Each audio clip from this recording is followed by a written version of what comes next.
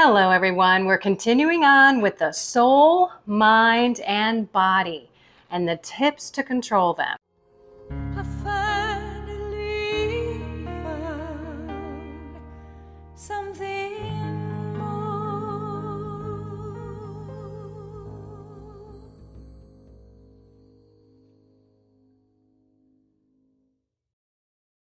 I'll put up the previous videos up above here somewhere.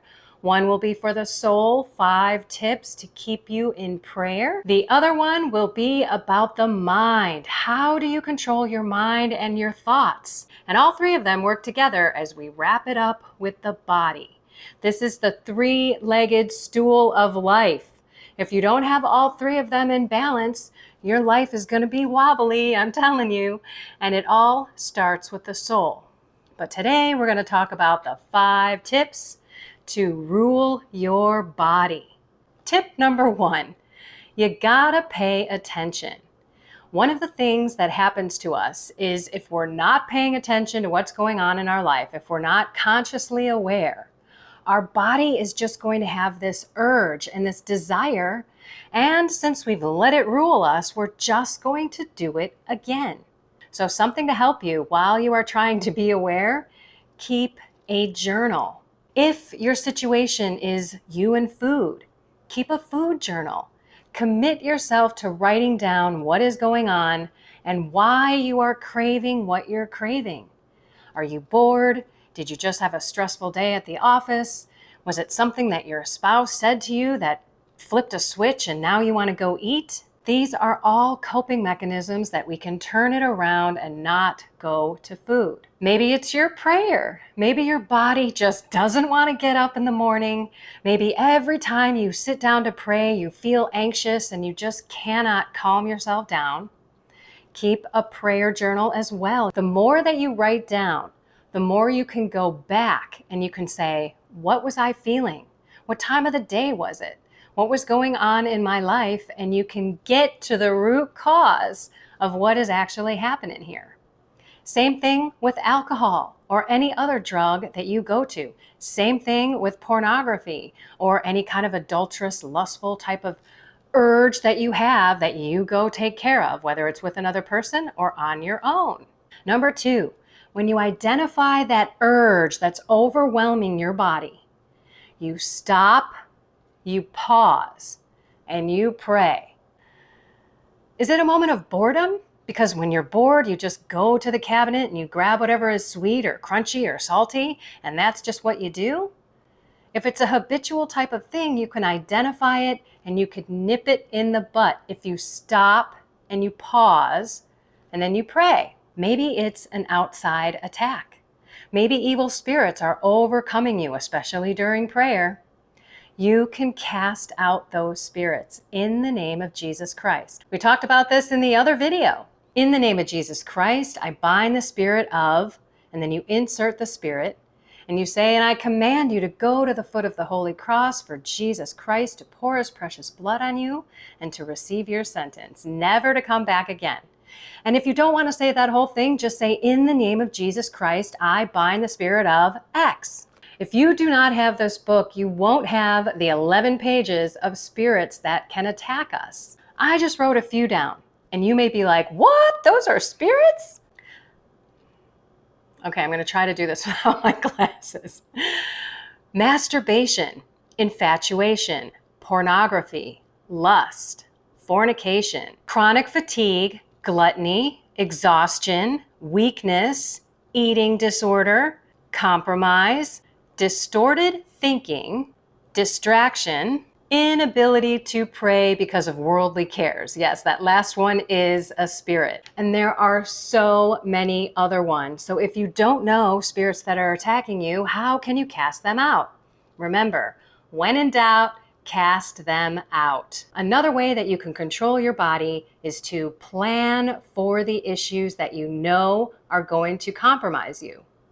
So if you're at a party and you have given up sugar and you've given up carbs and you see a whole dessert tray right in front of your face and you haven't planned for this, then you are probably going to fall face first into the first cupcake. But if you plan for it and you put yourself in that situation and you talk to yourself beforehand and you talk to your body and you said, I respect my body. I know that my body is not my own, that God gave me this body and He doesn't want me to destroy it. And I know that that empty calorie sugar and that not good for me carbs is not going to treat my body well. So I choose to be healthy. Don't have the mindset that you are missing out on something. Remember, it's not what's taken away, it's what you are choosing to do for your health. Same thing with alcohol. If you're going to a party and everybody there is drinking and you are trying to stay away from it, thank God I have been healed from that, so I have zero desire.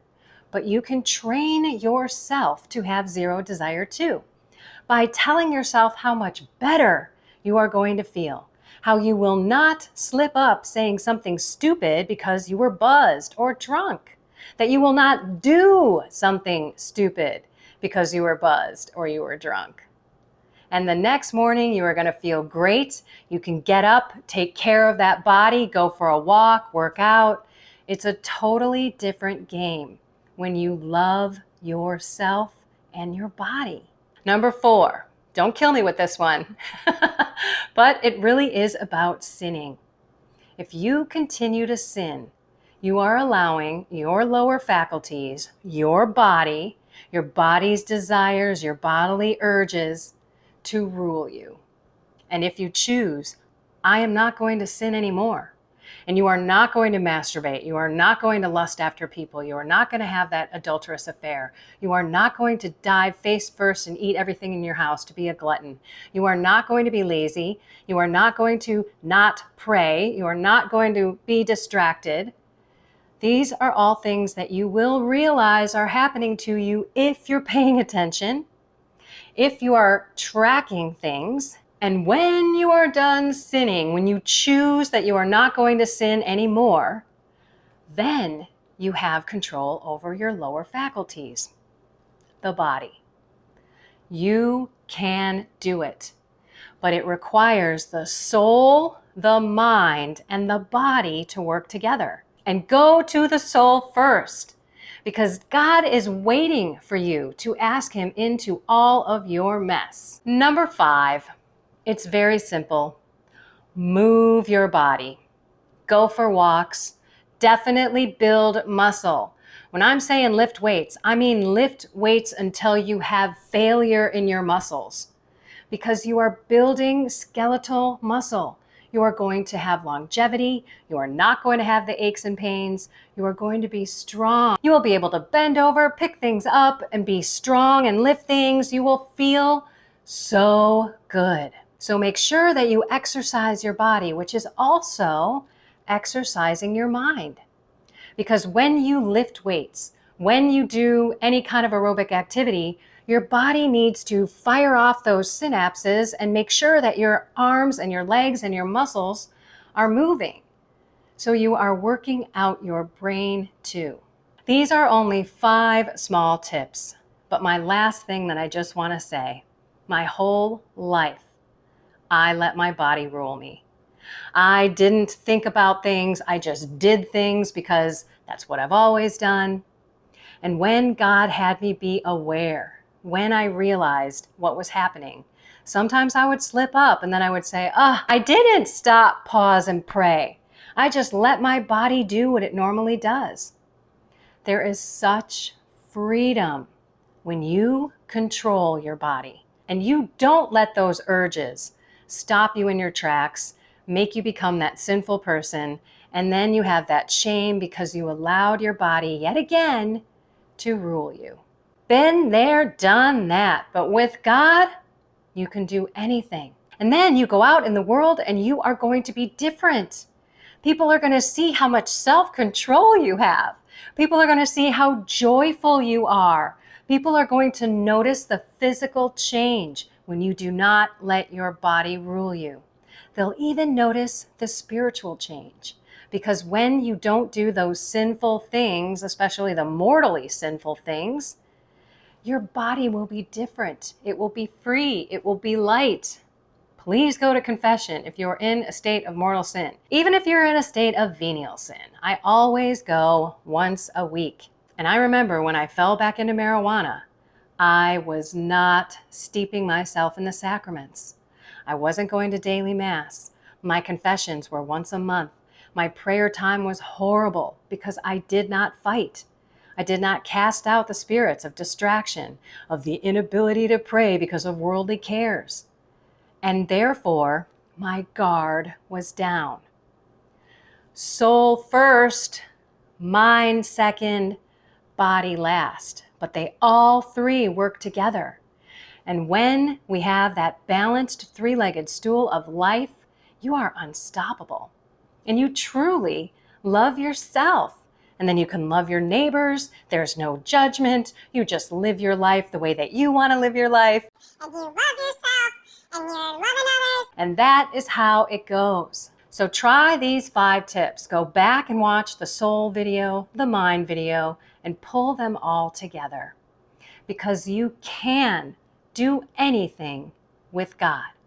I am walking, living, breathing proof of that. My whole life, I did not control this body until 51 years old. And you can too. Alrighty, everyone, I'm going to go over and talk to my friends in the Soul, Mind, and Body group. If you'd like to join, it's $4.99 a month. You can click the join button below, but you can't do it if you got an iPhone. You actually have to go to a computer and sign up online there. Sorry about that. I have no idea what the deal is there. But if not, no problem. I will catch you here next time. Find something more with God, soul, mind, and body. And have a blessed and inspired day. I finally found something